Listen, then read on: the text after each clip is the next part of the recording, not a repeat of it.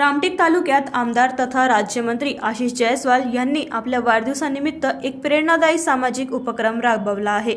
शीतलवाडी येथील स्नेह सदन शाळेत आयोजित विशेष शिबिरात दिव्यांग बांधवांसाठी विविध शासकीय योजनांचा लाभ एकाच ठिकाणी उपलब्ध करून देण्यात आला।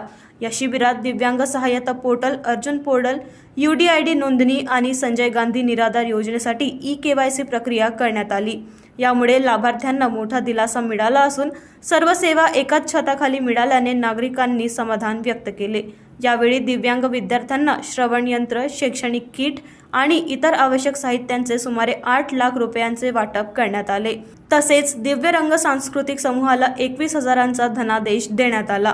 याशिवाय निराधार योजनेअंतर्गत लाभार्थ्यांना मंजुरी पत्रांचेही वितरण करण्यात आले।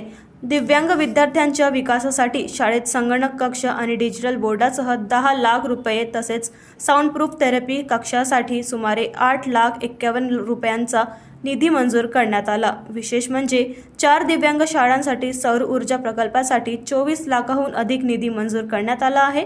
वाढदिवस हा समाजासाठी काहीतरी करण्याची संधी आहे असे सांगत जयस्वाल यांनी दिव्यांगांना स्वावलंबी बनवण्याचा निर्धार व्यक्त केला। महान्यूज 7 करिता पंकज चौधरी यांची report. This video sponsored by Shivam Jewelers.